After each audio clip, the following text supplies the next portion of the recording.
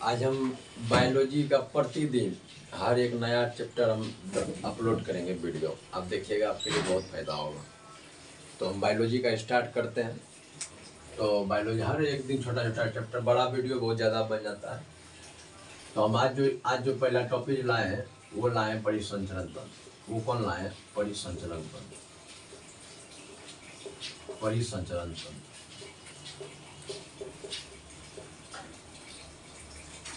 ये चैप्टर है। तो इसी के अंतर्गत, ये चैप्टर के अंतर्गत हम 4 चीज़ का अध्ययन करते हैं। ये जो परिसंचरण तंत्र है, इसके अंतर्गत हम 4 चीज़ का अध्ययन करते हैं। वो 4 चीज़ कौन कौन है? एक पहला हृदय, दूसरा जो हम अध्ययन करते हैं इसमें रक्त करते हैं, और तीसरा जो करते हैं शिरा के बारे में जानकारी लेते हैं। फिर अगला जो करते हैं धमनी के बारे में। तो ये चैप्टर जो है परिसंचरण तंत्र चैप्टर जो है, ये बड़ा चैप्टर है। और परिसंचरण तंत्र में हम 4 चीज़ का अध्ययन करते हैं। तो परिसंचरण तंत्र के बारे में कुछ बेस जान लीजिए। तो परिसंचरण तंत्र की जो खोज जो किया था वो व्यक्ति कौन था? विलियम हॉर्वे था। विलियम हॉर्वे था। कौन था? विलियम हॉर्वे था। और परिसंचरण तंत्र का जो अध्ययन होता है, जिसमें हम परिसंचरण तंत्र के बारे में अध्ययन करते हैं, स्टडी करते हैं, तो उसे क्या कहते हैं? रक्त नालिका विज्ञान कहते हैं। रक्त नालिका विज्ञान कहते हैं। रक्त नालिका विज्ञान कहते हैं। रक्त नालिका विज्ञान कहते हैं। क्या हम बोले कि परिसंचरण तंत्र की खोज विलियम हॉर्वे ने किया था। और ईस्वी लिखना है तो ईस्वी हिट कर लीजिए 1628। 1628 में इसकी खोज हुई थी। और परिसंचरण तंत्र का जो अध्ययन किया जाता है, परिसंचरण तंत्र का जो अध्ययन किया जाता है, उसे हम रक्त नालिका विज्ञान कहा जाता है। उसे क्या कहता है? रक्त नालिका विज्ञान के नाम से जाना जाता है। और इसके अंतर्गत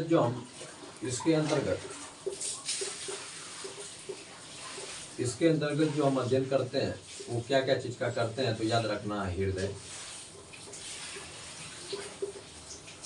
रक्त, शिरा, महाधमनी।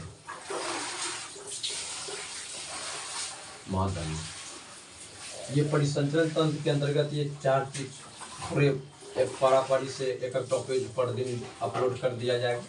आज जो अपलोड होगा ये हृदय के बारे में आज वीडियो अपलोड होगा। उसके बाद कल रक्त के बारे में जान लेंगे, परसों शिरा के बारे में जान लेना है, और तरसों जो है महाधमनी के बारे में समझ लेना। पूरे टॉपिक में ठीक ठाक हो जाएगा। तो आज हम जो बात करेंगे वो हृदय की बात करेंगे, हार्ट की बात करेंगे। और हम ये मिटा देते हैं क्योंकि जगह कम है।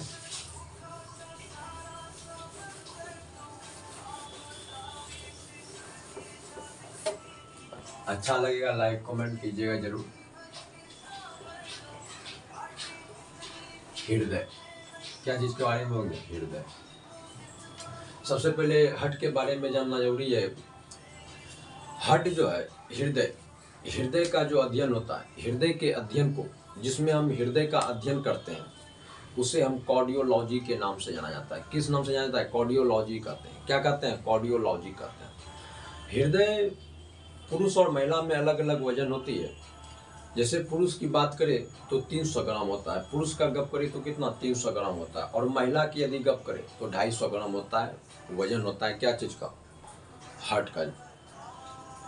और बात हम करें कि हार्ट के बारे में, तो हार्ट में 4, जैसे एक कमरा है तो उसमें कितना कोना होता है? 4 कोना होता है। तो उसी तरह हार्ट है, हार्ट में कितना कमरा है, कितना कोना है? 4। तो उसे बोलते हैं चैम्बर। हिंदी में क्या बोलते हैं? कोष्ठक। तो पूछेगा कि हृदय में कितने चैम्बर हैं या कोष्ठक है? तो 4 कोष्ठक है।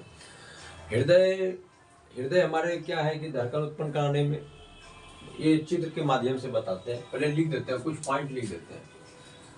हृदय के अध्ययन को क्या कहते हैं? हृदय के अध्ययन को कार्डियोलॉजी कहते हैं।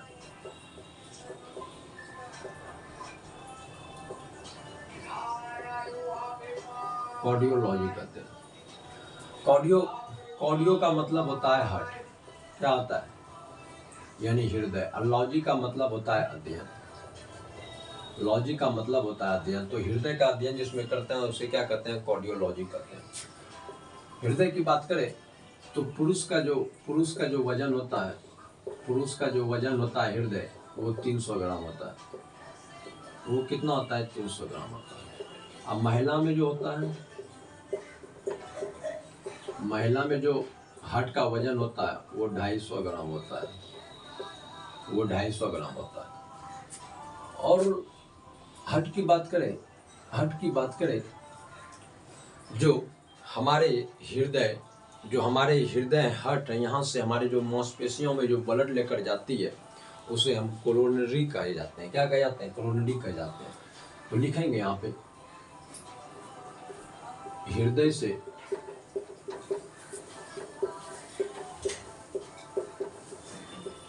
से मांसपेशियों तक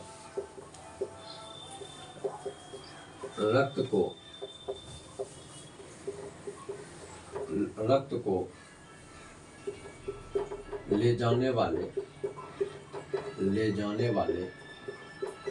कोरोनरी कहते हैं। कोरोनरी कहते हैं। क्या कहते हैं? कोरोनरी कहते हैं। कोरोनरी आप समझ गए। कोरोनरी का वर्क क्या है? कोरोनरी का वर्क है कि हार्ट से मांसपेशियों में जो रक्त को लेके जाता है उसे ही कोरोनरी कहते हैं। तो यही कोरोनरी है जो कि इसके रुकावट आने से आपने सुने होंगे अपने आसपास में हार्ट अटैक आ गया।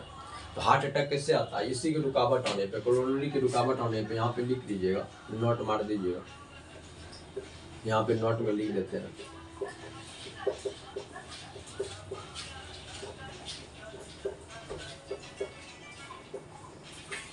कोरोनरी के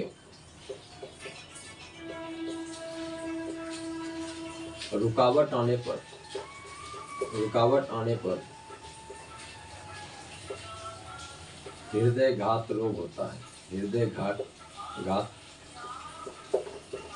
रोग होता है।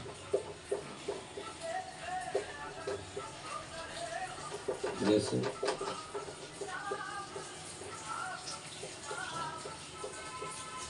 हार्ट अटैक, इसी के रोकने पे होता है। आप चित्र के माध्यम से देखते हैं हार्ट को।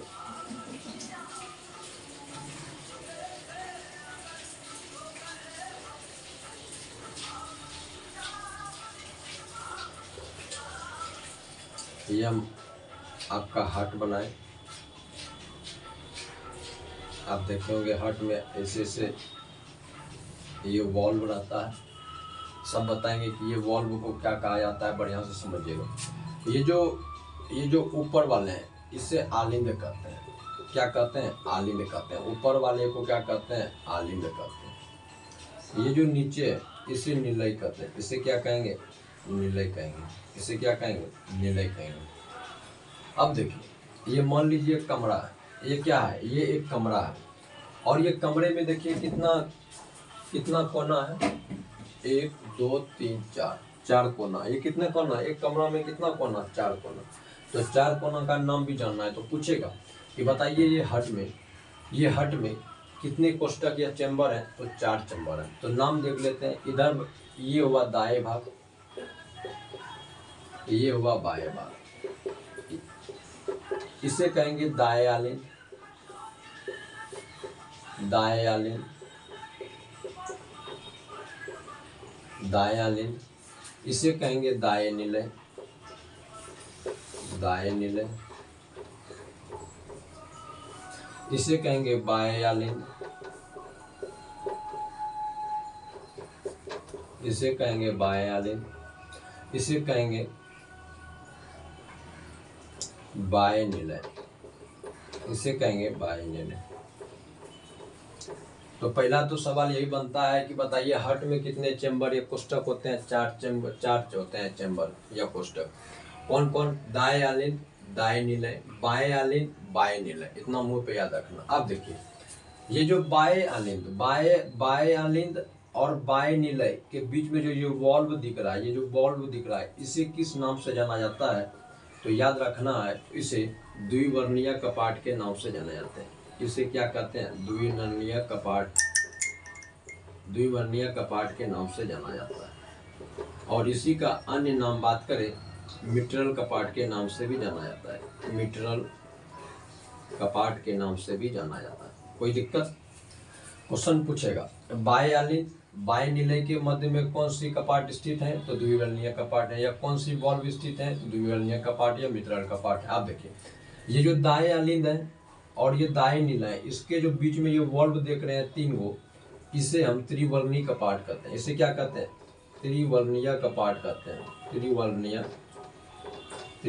कपाट कहते हैं। त्रिवर्णीय कपाट कहते हैं। ठीक, तो क्वेश्चन पूछेगा दाएं अलिंद दाएं निलय के मध्य में कौन सा वॉल्व स्थित है, तो क्या बोलिएगा, त्रिवर्णीय कपाट है। फिर पूछेगा बाएं अलिंद बाएं निलय के मध्य में कौन सा वॉल्व स्थित है, तो बोलना है कि मिट्रल कपाट या द्विवर्णीय कपाट। कोई दिक्कत इस जगह, कोई दिक्कत। आप देखिए ये दाएं अलिंद के ऊपर, यहाँ पे जो है दाएं अलिंद के ऊपर स्थित है SAN, sinoatrial node. Sinoatrial node, sinoatrial node, sinoatrial node. इसी का अन्य नाम